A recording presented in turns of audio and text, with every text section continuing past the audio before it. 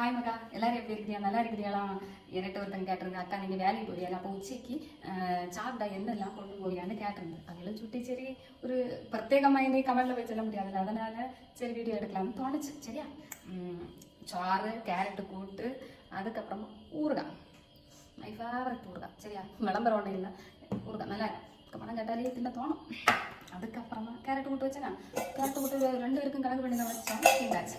அதுக்கப்புறமா புளிசேரி, தயிர் போட்ட கறி நல்லா இருக்கும். அதுக்கப்புறம் இதுக்கு இடையில நான் என்ன பண்ணுவேன்னா ஸ்நாக்ஸுக்கு ஏதாவது கொண்டு போய், ஏன்னா வயிட்டு அவளும் ஸ்கூல்லேருந்து வருவாப்பா, அவளுக்கு ஒரு பண்டம் எனக்கு ஒரு பண்டம் இருந்தாலும் அங்கேருந்து கிடச்சும் இருந்தாலும் என்னது எல்லாம் ஒரு பழப்படம் நடக்குது, என்ன பண்ணுறது. அதுக்கப்புறமா 2 பேருக்கு ஆளுக்கு வர போர் அடிச்சா தின்னதுக்கு ஆளுக்கு வர முட்டாய். ஏன்னா அவள் தின்னுட்டு நம்மளும் சின்ன பிள்ளைகள் மாதிரி தானே. சரி, அப்படி ஆளுக்கு வர முட்டாய் இவ்வளோ தான். என்ன இருந்தாலும் அந்த ஸ்கூலில் படித்தப்பா இது கூட இல்லாத நாளும் உண்டு. எப்போவுமே நம்ம என்னது உயர்ந்தவனை பார்த்து உயர்ந்திருக்காங்க அவனை பார்த்து எண்ணி பார்க்க கூடாது, அவன் எப்படி இருக்கானு. எப்போவும் நம்ம கீழே இருக்கிறதுகளை பார்த்து நினச்சி பார்க்கணும். ஏன் தெரியுமா? இதுவும் இல்லாத எத்தனை பேர் இருக்குன்னு. சரி, ஓகே பாய், நான் வேலை கிளம்புறேன், டைம் ஆச்சு. Okay bye. நீங்கள் என்ன சாப்பிட்டேன்னு மறக்காமல் கமெண்ட் பண்ணுங்கள். Okay bye.